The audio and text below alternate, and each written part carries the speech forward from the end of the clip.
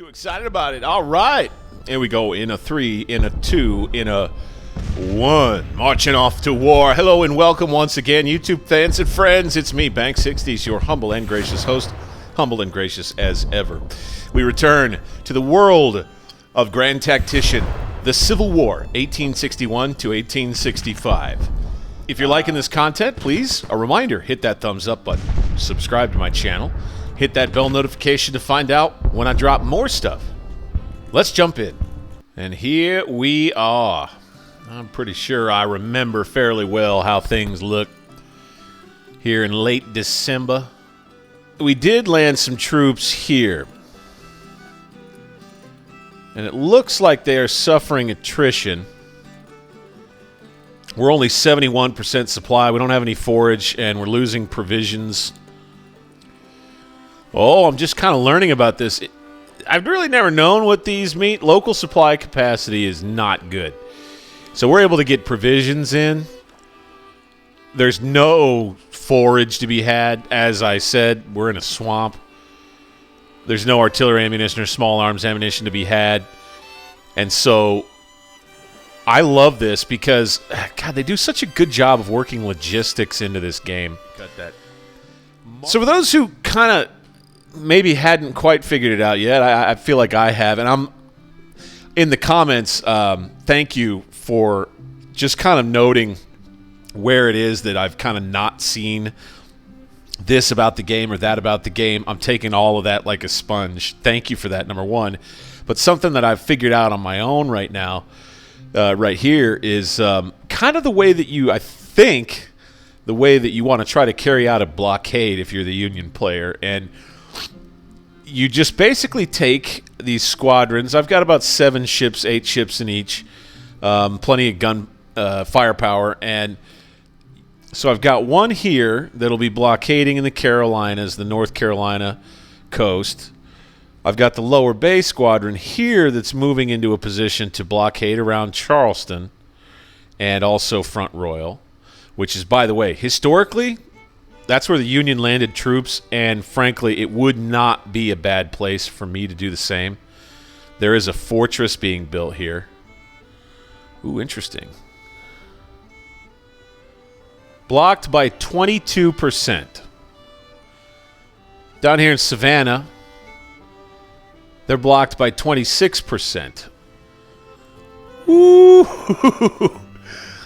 And you get down here as you get into the late winter months to appreciate just how nasty the weather gets. I love this game. Holy shit. This is great. This is kind of like sleet, nasty, cold, rainy, nasty, gray, icky. Oh, man, this takes me back to Midwest winters right here. Well, now would you look at this? The Army of Washington has popped up under Brigadier General John Gibbon. Wow. Oh, these are those regulars that I got. Wow. Okay, so these guys, I'm going to want to upgrade them for sure. Exciting.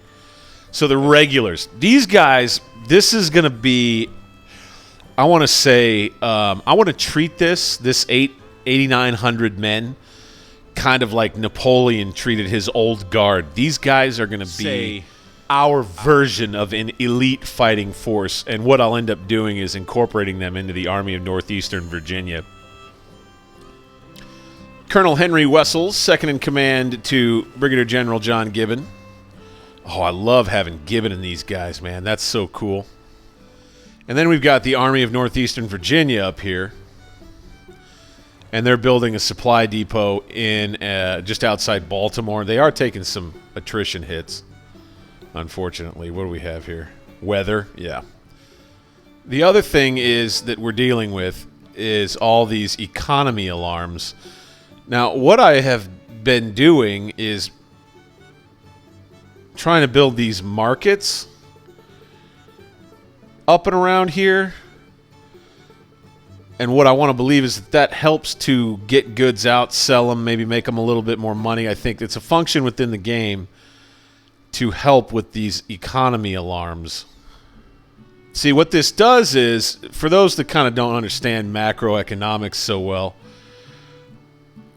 a country's ability to produce goods, be that food, be that metal, weapons, anything. Its ability to produce goods that are in demand in the marketplace and across the world versus its need to expend goods ends up coming out in its credit rating.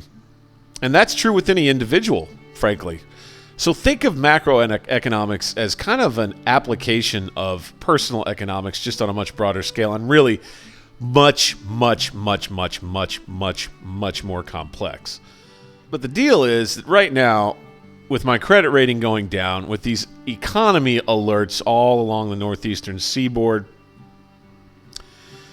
these guys are not able to produce what they need to produce. I'm not producing and getting as much stuff out on the market as I should be. So my credit rating is taking a hit. Now, see, it's something to think about when you're playing this game is that it's, as much as a military simulator, it's an economic one. And a lot of people kind of leave that in the background. I'm very interested in knowing more about all this. So if we look at the businesses that aren't doing so good, yeah, we just have a low workforce everywhere because of the war. We've taken a lot of the able-bodied young men who would work in these manufactories, and we've sent them off to war. That's what it is. God, man. They really do. I can't get over this whole winter weather situation. I mean, it's going to be like this Icetown lockdown for probably the next 2 months in game. This may not be the most exciting update. We may have to keep it focused on the economy. That's funny. Okay, so the next thing that we could do is get us another policy research or policy initiative going here. I think the choice that we've got to make here, I think we've got to do Breadbasket 2 with an eye on promoting the northern routes, canals, yeah, the Great Lakes, so that we basically just bring Europe into the fold a little bit more. So I think we're going to go with this. I mean, we can get this in 33 days.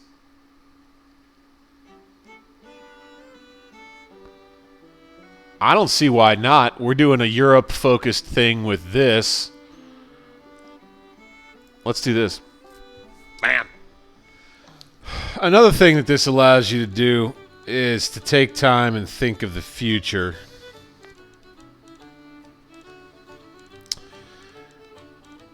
And one thing to think about is, for this blockade effort, it sure would be nice, especially along the southeast coast, if the ships weren't having to go back and forth from the south all the way back to the northeast again.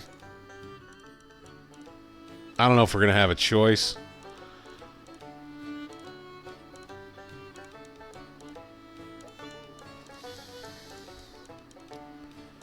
But that may be the big reason why it'll become important for us to take Port Royal. We've got a pretty big size port here that we could snag as a base of operations for our blockading fleet. And I don't know this, but that seems like it would make sense when you match it up with history. I think that's what was done. Kind of the same down here in the Gulf Coast, except they don't have represented here what was a really important thing for the South. It's called Ship Island. It was one of these barrier islands out here. The other thing is the keys. That could suffice. Do we have ports here? Yeah, we've got a port. Key West. So, I wonder if it's time for us to start looking at, since the blockade effort is kind of a focus right now, I wonder if it's time for us to start looking at adding some ships to the harbor here. Well, we could make the USS Monitor. You know what? These are relatively cheap. I think I'll build one. I think I'll do 2 of them. And then, since they can be made fairly cheaply, I think I'd like to go ahead and make several of these brigs.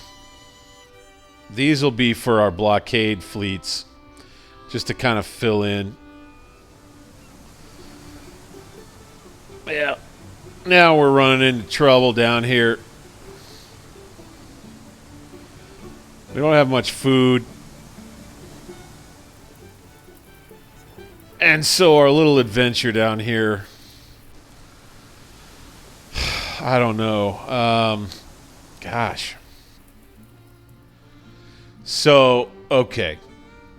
I am consuming more provisions than I am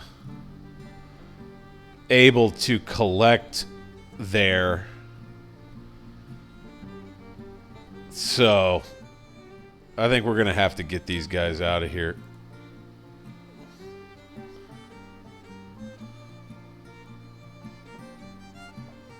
We're going to have to get them out of here. And we're going to have to take them down here to Key West. I was going to try and stay to build this depot, but we're just not going to be able to, I don't think, until the springtime.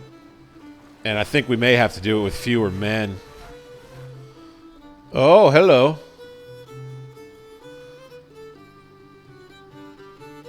We got somebody coming out after us here. 6 ships. The home squadron. Fine.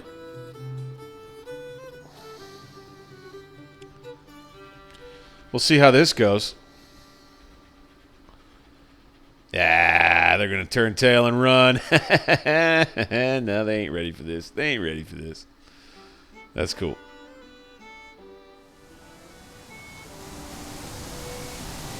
Listen to that winter weather.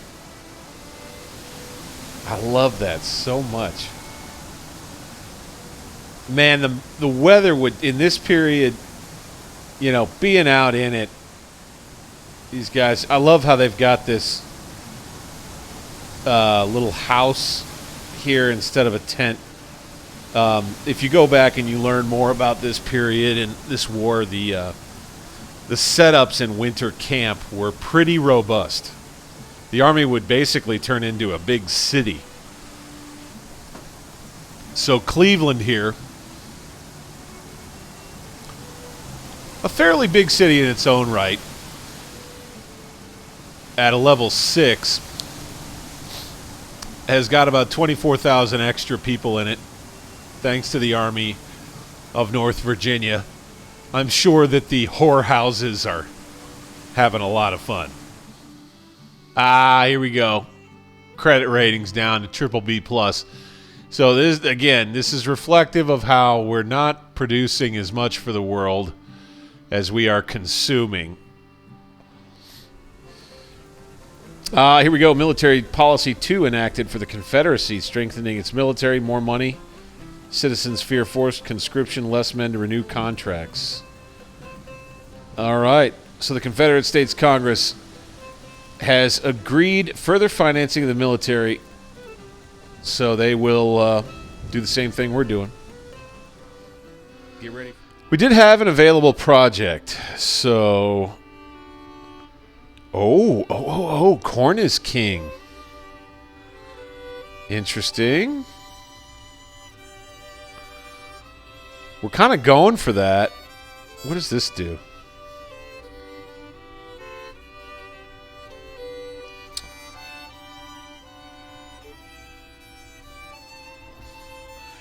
Finance the logistical effort of selling crops to Europe. Yeah, this is kind of what we were... This is neat. This game is great about this. It's really an organic alternate history engine right here. The financing of logistical efforts of selling crops to Europe, increasing relations with the European powers. Western Europe has suffered continuous crop failures, and the northern farmers provide nearly half of England's grain imports. As British ships carry grain home to England, they can return with exported war material for the United States. This is what we need. A very beneficial trading arrangement. It seems that King Corn is more powerful than King Cotton. Each level of this project further improves relations with the European nations, so that's good. And I think, as a side bonus, we end up getting some more weapon support. Let's do it. Yeah. Would you look at that? With the Model 1817 rifle. I think we got some of these sent over.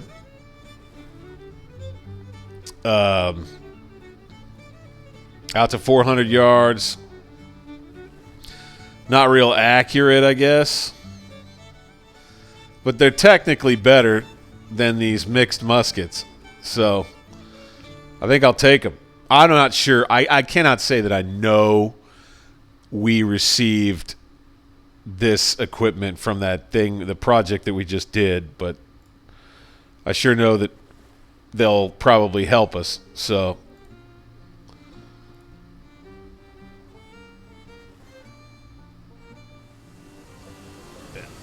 that's right. I was going to have the so-called Army of Washington,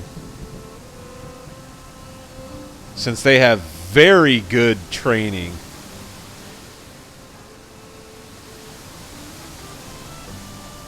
Like I said before, I want to make them special.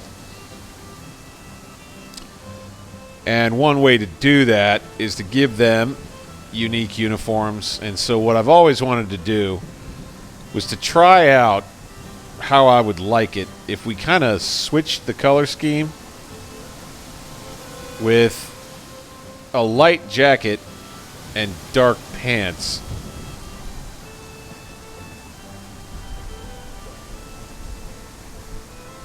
And they will all look like the Iron Brigade, just like this.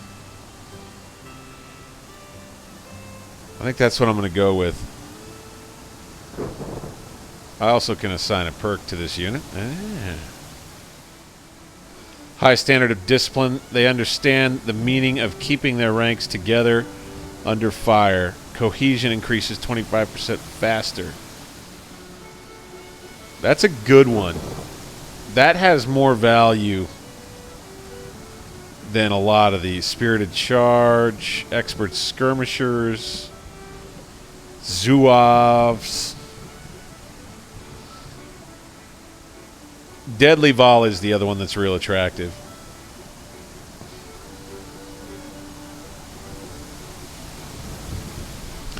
Resistance to high momentary casualties is up 50%. That, I think, seals the deal for this. I think I'm going to go with a Deadly Volley perk for these guys. For the cavalry, I'm going to have them keep blue on blue. And we'll have them be this kind of more official look right here. That's good. We're turning a lot of colonels into brigadier generals. Harvey Brown, he did pretty good at the Battle of Grigsby's farm. We could promote him to Major General.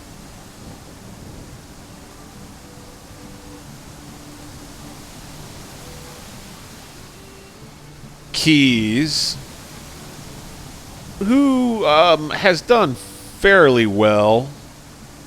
I think he did pretty well at the Battle of Mount Pone.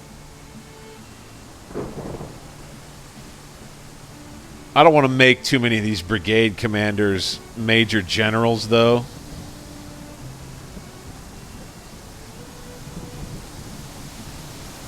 this Lieutenant Colonel Brooks. And then we get into these newer divisions. We're going to have these commanders that are all colonels at the brigade level. We could promote them, though. You know, there is something interesting. I don't know how this will work in the future. And I don't know when you get it. But the ability to form an army and then corps underneath it. Or maybe I've been doing all this kind of wrong, and maybe I need to rethink the way that I've organized things.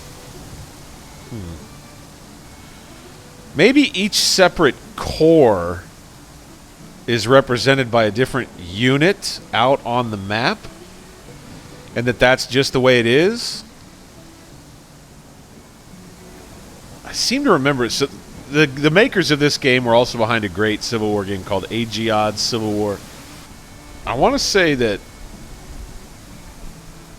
the policies is where they included the transition to corps commands, but I'm not seeing any specific references to that.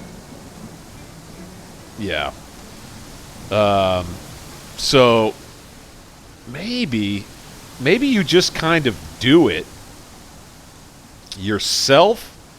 If you want to tell me in the comments about this, but I may want to take this Army of Northeastern Virginia, and I may want to split it out into 2 wings with several divisions each that act in concert with one another. The problem with that is that if you do that, with them all put together in here like this, you can guarantee that they will show up on the battlefield together. If you don't, there's no guarantee of that. But again, just as we kind of consider what the next fighting year may need to look like, as I was mentioning just a bit before, and I'll just go back over it again here, is that as we get through the rest of winter time, January, February, March, as we get into April, I think what we're going to be looking at is a 3-pronged push into Virginia, with the main goal being to try to win battles and kill a whole lot of Confederate troops, and that by the end of the fighting season we can gain control of this river, hopefully this rail line all the way between Washington and Ohio, and maybe down into the central part of Western Virginia. And also maybe push and take this whole section of Northern Virginia down to Fredericksburg. Continue to play defense out here where it's wide open.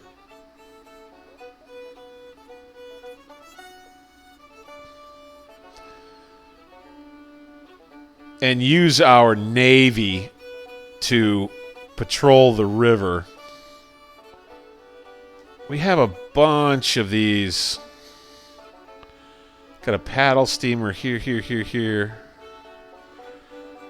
We got all of these for our river fleet. They're going to be finishing up, I think, here before too much longer. We could throw those into this river fleet here, or, make multiple river fleets. And maybe we can just make it impossible for the Rebs to cross the Ohio or get into Corinth. And then we just won't have to worry so much about this whole theater of the war. Over here,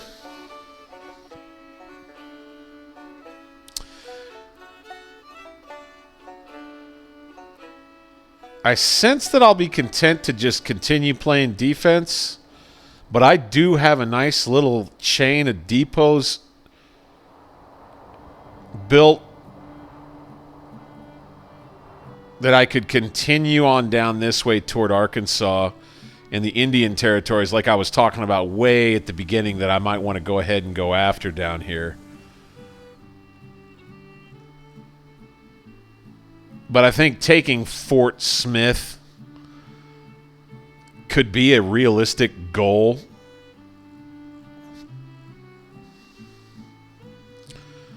First Carrollton, then Fort Smith, with these two armies working in support of each other.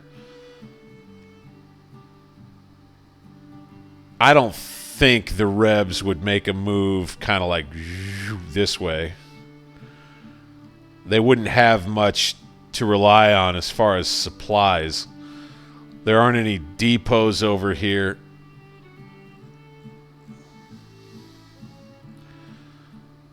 So I think that, yeah, these two armies will probably end up operating offensively down this way. We'll hold in the center.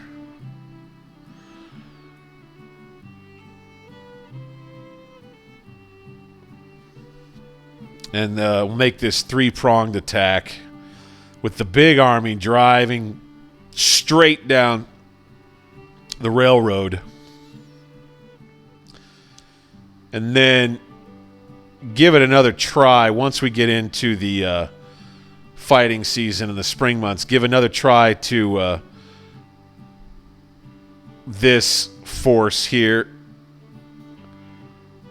since it's back in supply and doing fine again, coming back up here to Florida. But this time, what I think I may do, I may land here. We've got a road. We've got a railroad. We don't have anything coming through here. So I think I may land here. So that way, I mean, I could actually start a campaign moving up toward Jacksonville. And then the whole SALT effort is just going to have to kind of like continue to be in the back of our mind as we push. You know, I think this makes a really good spot to go ahead and bring an end to this particular episode. Not a whole lot of action, whole bunch of policy and economy, whole bunch of strategic planning. I want to say thank you for staying tuned like you have. Once again, please remember to hit that thumbs up button if you like this content. Subscribe to my channel, please. Thank you. Of course, the YouTube gods appreciate that. And do hit that bell notification to find out when I'm dropping another video. The series continues, Grand Tactician, the Civil War, 1861 to 1865, the whole shooting match. We'll keep it going on the next video, guys. I'm Bank 60s. We'll see you on the next one. Peace.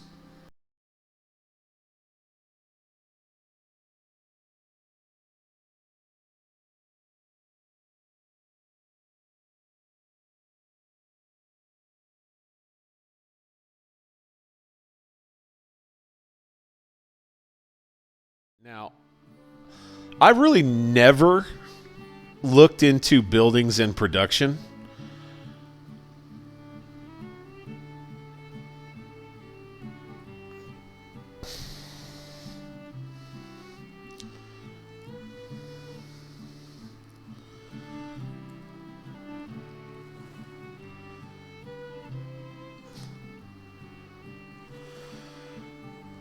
Now, one thing I didn't mention, of course, the upshot here is that we control Washington again, thanks to these troops being here like this.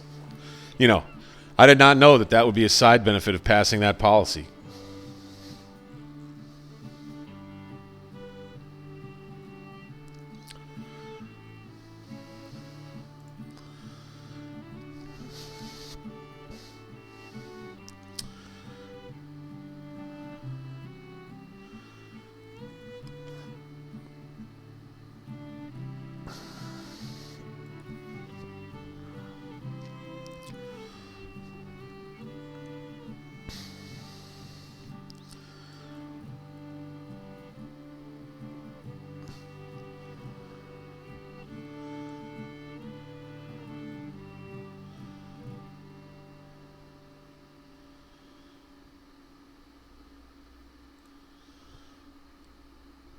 We got these two squadrons here. Well, that one's not even built yet.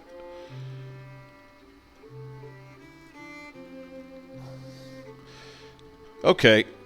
You got the Atlantic Squadron that's all ready to go here. I'm going to move them down to the Chesapeake Bay.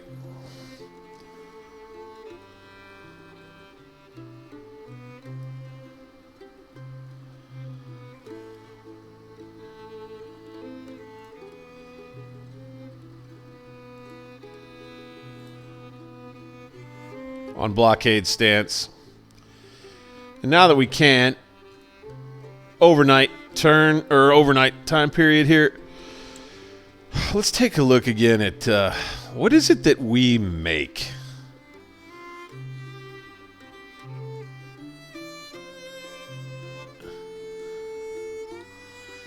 All right.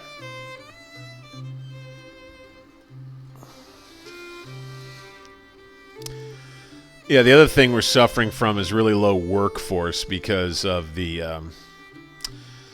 people that we're recruiting to come fight in the war.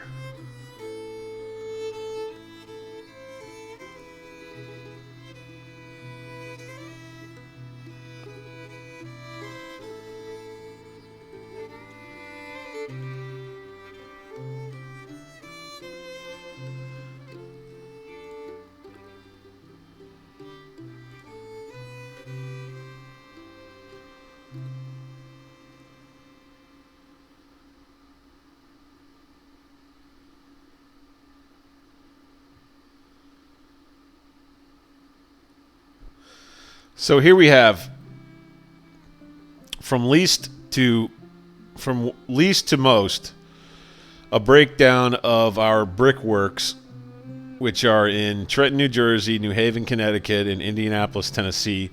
And this is going to be a for instance. I'm probably going to do like a detailed analysis of all this to gain a better understanding of where my economy's at. But we have company production per annum, 57,000 pieces of bricks in Indianapolis, 35,000 pieces in New Jersey, and because we have so little workforce, 15,000 pieces in Connecticut. The next thing we do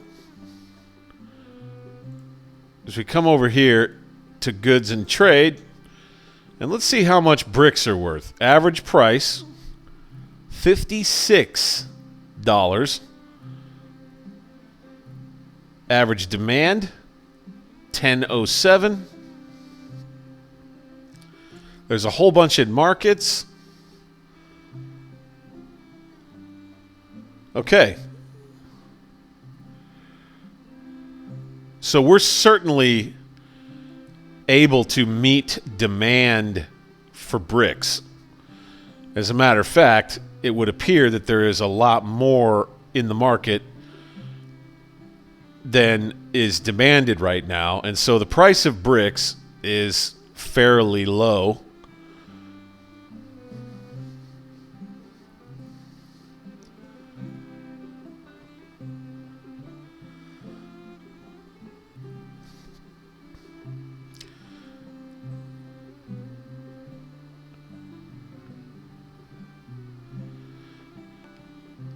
How much bronze... Here's my question. How much bronze, iron, and steel are we making?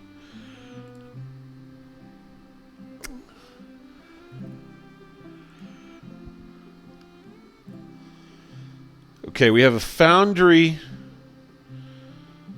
in Chicago that's making a ton of it. Our other foundries are low on workforce.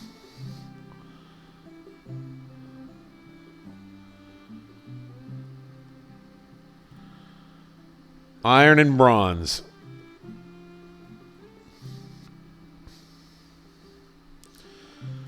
So we're making a lot. 147, 213, almost 300,000 pieces, so to speak, of iron. Efficiency's low.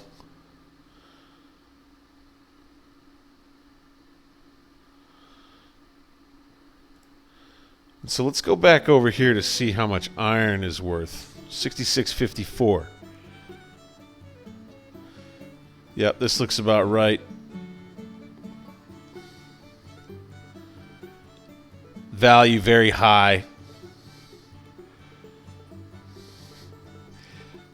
So the more of that we can make, the better. It's just we're suffering from a low workforce right now.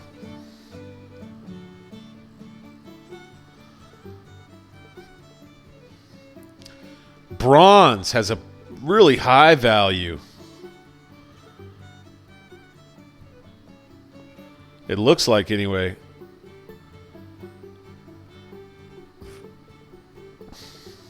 No. Okay. Why is it that its value is so low?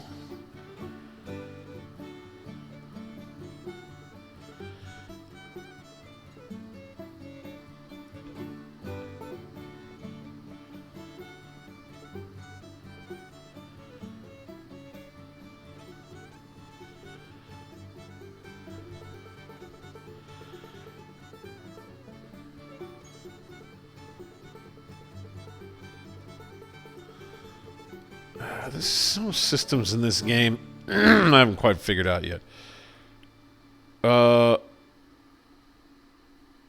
What is this telling me? It is.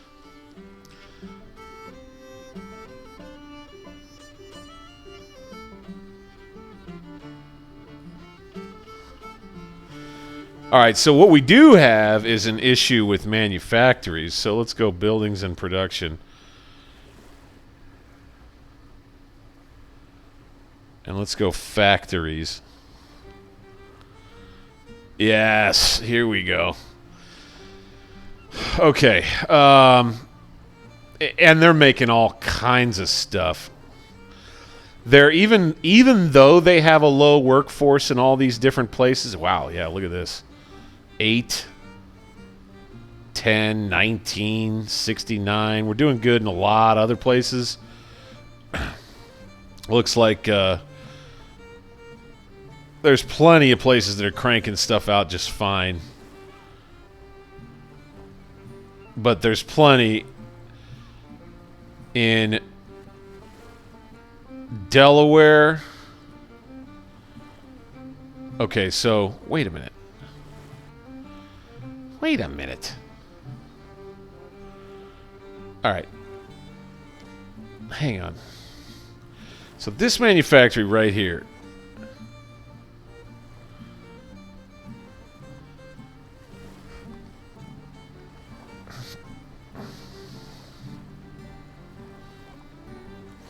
So it's right outside of Boston. Mass. Boston, Mass. 13. Massachusetts, 33. So it's all because the workforce is low.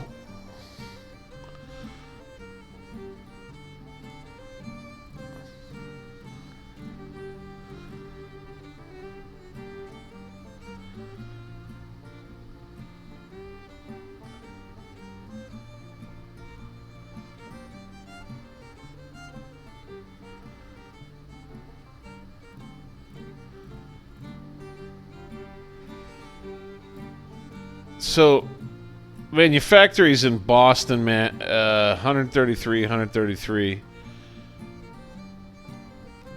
What is this? It shows that these guys have plenty of workers.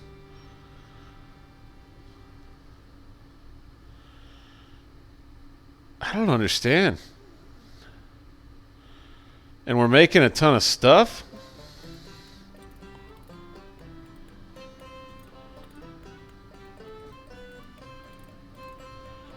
Huh.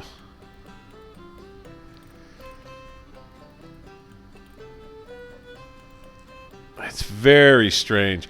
Now, okay. Oh, okay. I see. I see now. What you want to have, let's look at these manufactories in Vermont.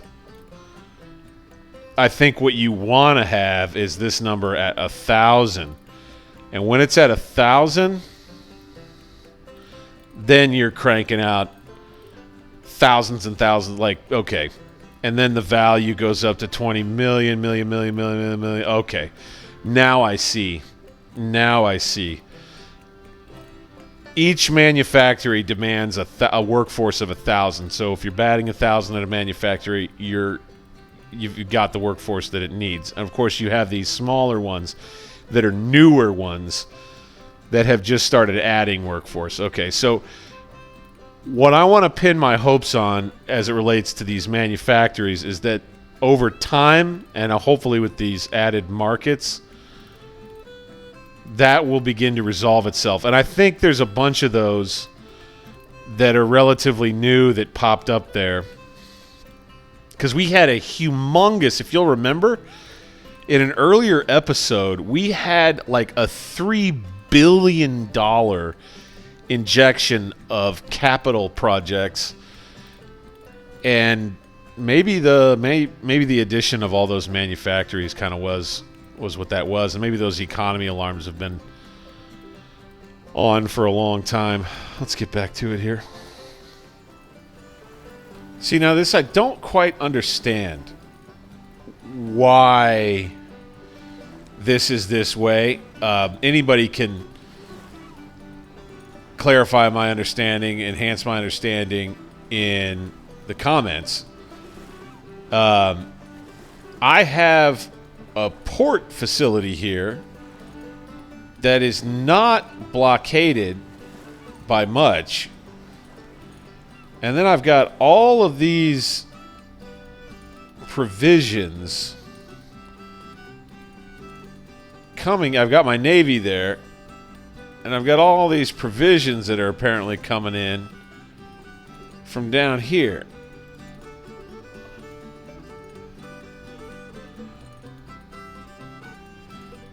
There's 4.5 pieces coming in.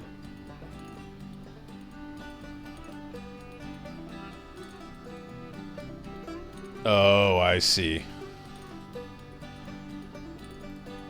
There's not much coming in, that's why.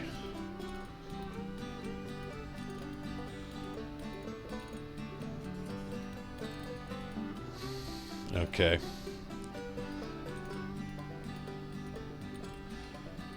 $8.4.